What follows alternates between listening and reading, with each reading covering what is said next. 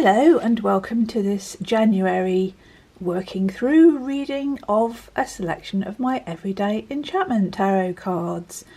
A little bit late to be wishing you a happy 2022, but then is it? No, it's not. So I do wish it to you all, of course.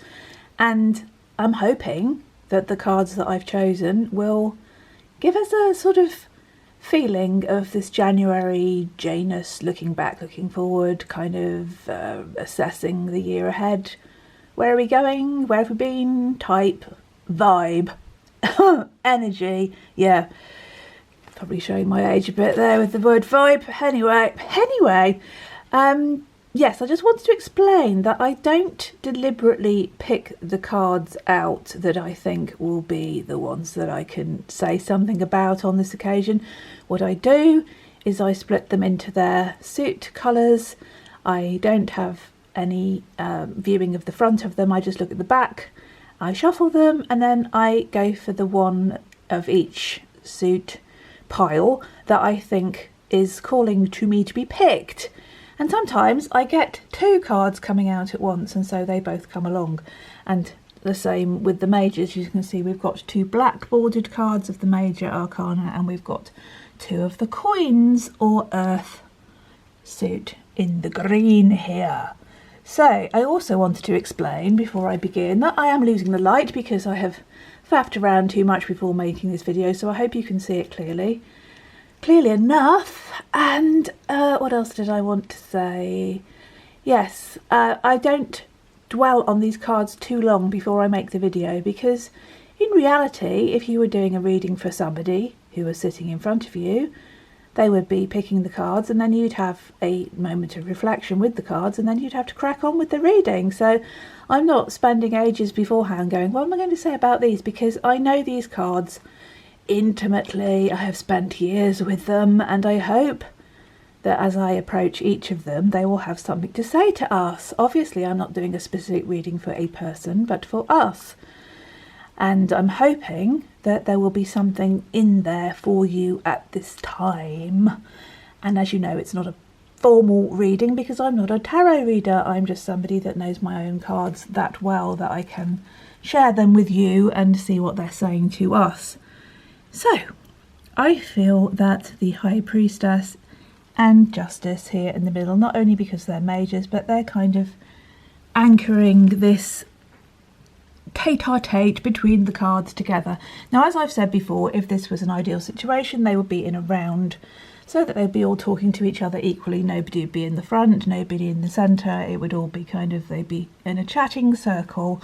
But I can't do that because I'm limited to this windowsill with the natural light. Anyway, so as they are placed, we will look at them. So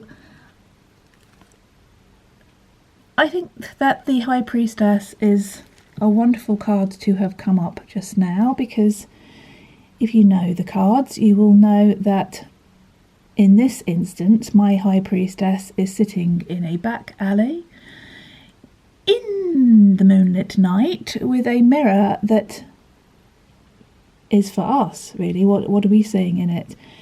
She is a very enigmatic figure. She's looking almost through us. She's looking beyond us. She's looking with her inner vision. She's not really challenging us directly in the way that the lady in the Justice card is, who is really making eye contact and saying to us, well, what do you think? Whereas she is looking past, through, beyond. She is using her inner sight, her seeing.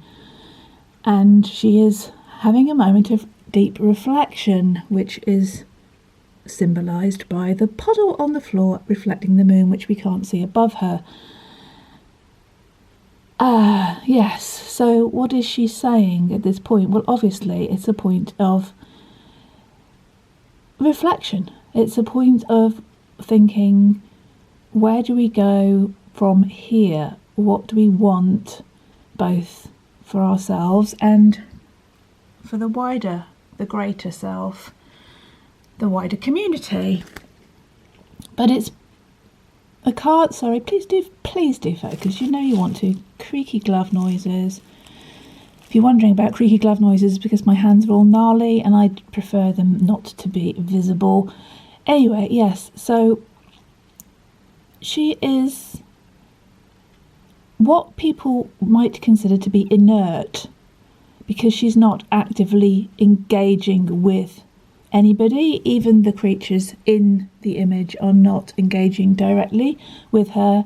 They're all in their own moment of, well, the cat is literally poised, the fox is poised, the black cat familiar there is doing its own thing. There isn't a lot of connection between the characters in the card and the unseen being up here who's kind of leaping in, is obviously connected to the High Priestess herself and whatever she is going through. And I think what she is saying is that this is a time for really going within and assessing where we're at, really. And we can do this anywhere. We can go within and we can access that inner voice, our inner seeing, our inner knowing, absolutely anywhere, all throughout our day. We don't have to formally set up a ritual space. We don't have to go to a special place. This young woman is doing it in an alleyway, showing us that this point of inner contact, of this deep internal dialogue, this rich inner life that we have, it can be accessed at any moment, on a tube train, in the middle of a shop, anywhere. Obviously there are places where it's easier to do that, where it's still and quiet and calm, but we can still have access to our truth, to our inner truth, anywhere that we may be. And that is what she's saying to us, I think, at this point. And I think it is now a good point, obviously, just in terms of chronological time.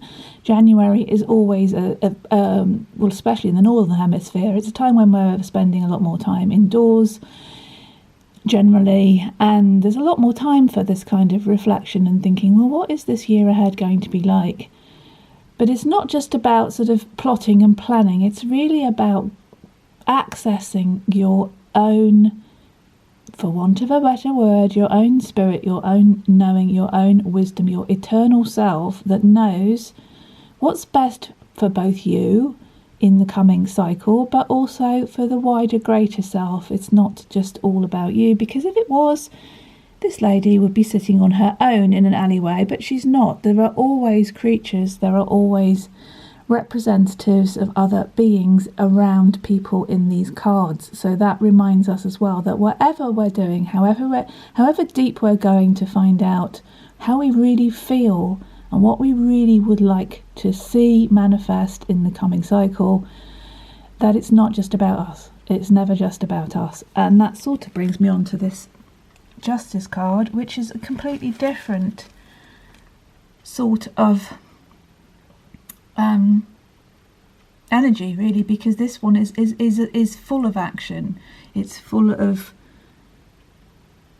interaction as well, which is different, very different to this one. But they're both relevant, they're both important, because, well, we'll come back to justice. So I think we need to talk about what's important as focuses for us in this next cycle. No matter what's going on in the world or in our personal situation, that still point is the centre of everything, where you can really know what it is that is right for you, why you're here, what you're doing, what you're feeling, what you want to give out, what you want to take back, everything. It's all in this card. And if we move over to the Queen of Cups, we see one aspect of what we might be focusing on, which is how we can give, how we can share our gifts, whatever they may be. Now, this one obviously is a lady offering a literal gift. The Queen of Cups is offering a literal gift of a hot drink on a cold day to somebody in the street who is not in a good situation, and who the people in the background, who are very grey and blurred out, are not noticing. To them, he is not relevant at this time. To this lady, he is all she's focused on. She's intensely, she's not focused on us. Her eyes are on him and not on us. All we're observing is the interaction between them. And so she is showing us where our focus might be directed. That gift is not literally a cup of coffee or tea or whatever it is. It is what we have, what we bring into this life, what we have as our essential nature. What of that can we give?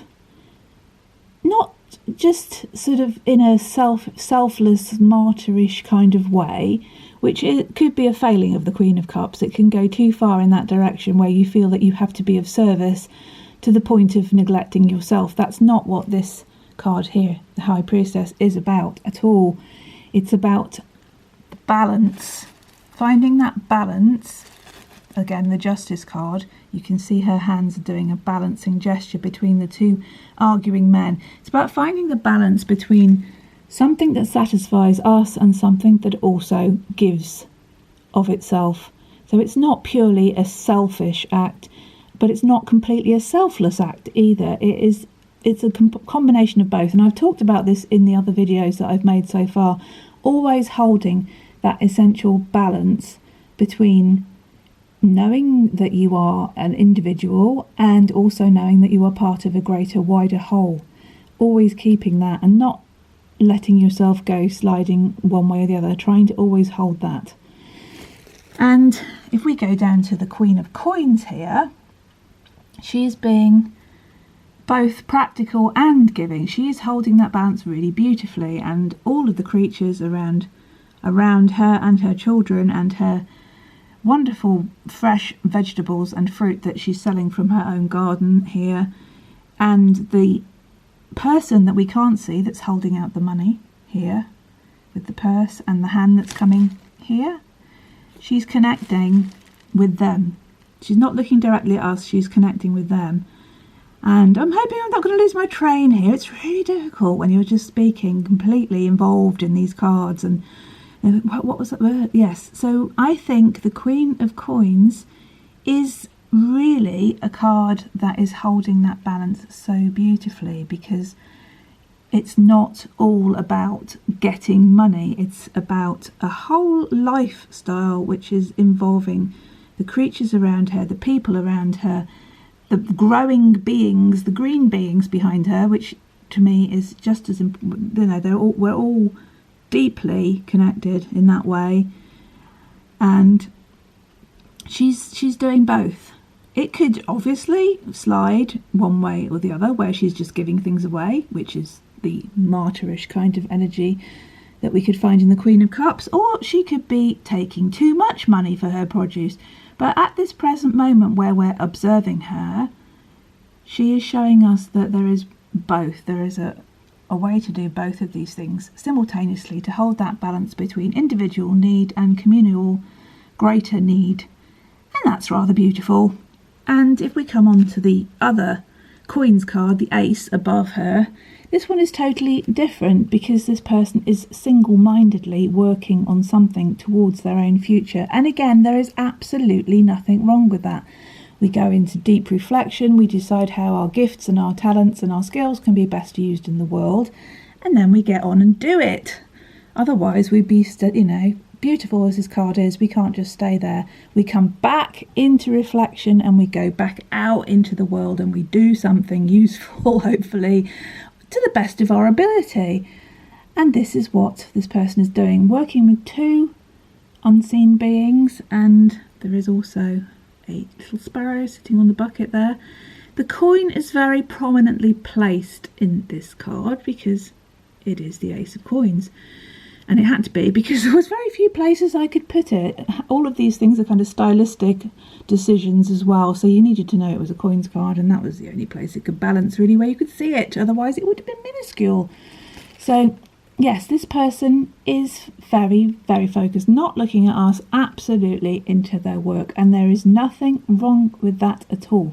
In fact, that is a beautiful thing, to have that conviction, to have that strength, to have that focus, to be working towards something that is hopefully going to benefit a lot of people and is done to the best of our ability.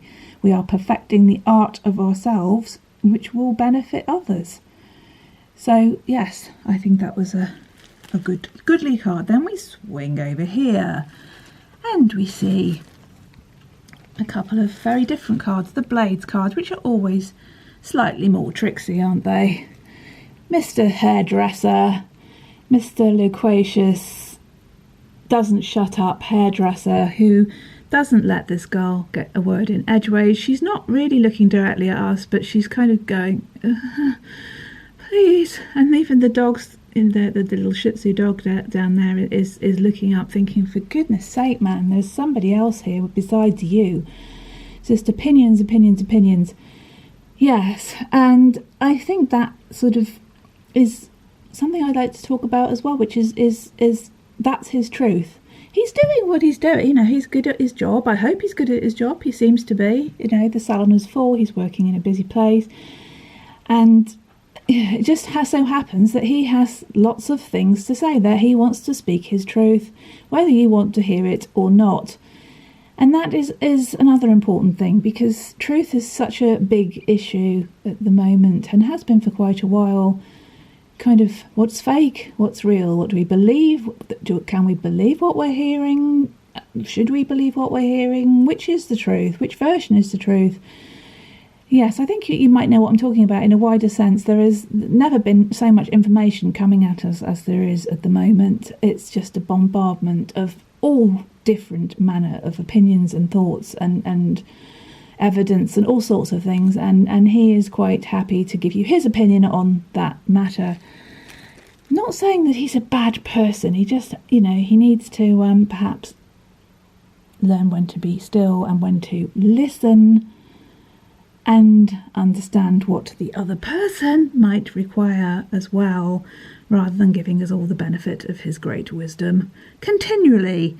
And whether it's wisdom or not, we don't know. It's up to you to decide what he might be saying. But yes, it's all very well to have conviction and ideas and be, your individual way, but sometimes you need to go and reflect on more eternal truths that aren't mutable, that aren't subject to manipulation or lies or external whatever. And this reflective thing is something that we really need to, not that I'm telling you what to do, I'm talking to myself as much as anybody else here.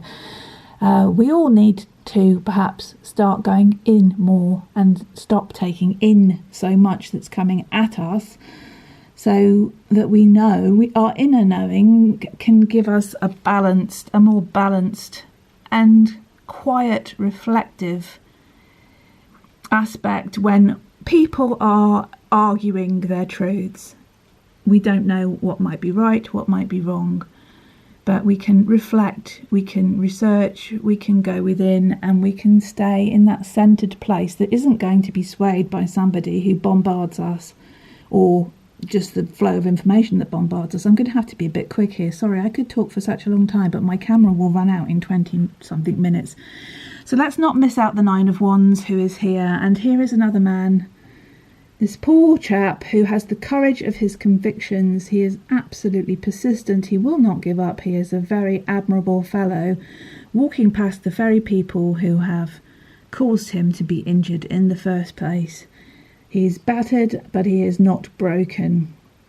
He has the courage of his convictions. Now, again, we could say that might be a little bit foolish. If it was taken to an extreme, then you'd think that was foolhardy and a bit silly, and maybe he should just step back and not go back into that situation. But he is, in his own way, not like this chap who is more focused on opinion. He has a deep internal conviction that what he's doing is the right thing, showing that he is not broken by the beating, and that nothing can ever take away that inner resolution that we have, coming back again to the High Priestess. If we have that solid inner knowing, that connection, that deep connection to our source, to the greater self, then that is something that cannot ever be broken by an attack on the physical form, or whatever is going on around us. Whatever chaos and conflict is going on around us, we cannot be shaken, because we always come back to that still point inside us, that compassionate, calm, reflective point that might seem inert, but it is not. It's essential. It's an essential to keeping the balance. Otherwise, we get swayed, we go off on one way or the other. We lose our focus of the kindness that we are doing and think we should do that and nothing else. Yes, it's a balance of giving and receiving, and knowing who we are and what we are, as in the individual within the greater, and just cycling that round all the time, coming back into ourselves, going out, giving, and not just that is, those hands in weighing that up are just absolutely really key to what I'm saying. So we don't get swayed by the devils of discontent and discord and everything. We don't become the two angry wasps who are just going to sting because they just got worked themselves up into a frenzy. We are more like the balancing dove in the background, holding that quiet, reflective space between the two. And I think that this year could be another year of a lot of conflict between people for various reasons. It doesn't have to be, but it has the potential to be. And throughout that, we need to know what our truth is and keep coming back to it, that eternal truth. And sort of how, this is exhausting. It's exhausting. It is exhausting. They are going to exhaust us. All that giving and not ever taking anything back would exhaust us. Continually fighting battles, even if they're righteous battles, will exhaust us. We need to have that place that we come back to, which is calm, quiet, and connected to the all, to that still point. I think you probably know what I'm talking about. And it doesn't have to be done in a deep meditation or in a ritual. It can be done right now when you finish watching this video. Just go and listen, be quiet, listen. She can listen. Be a good listener to yourself as well as to others. He needs to learn that really badly. I think he's not a bad chap, but he has a lesson to learn, as do we all, and we need to discover what that is by reflection. Okay, that's enough. Wasn't a good ending, but I'm going to love you and leave you. Thank you so much for watching. All my love. Stay free for all our relations. Take care. More soon.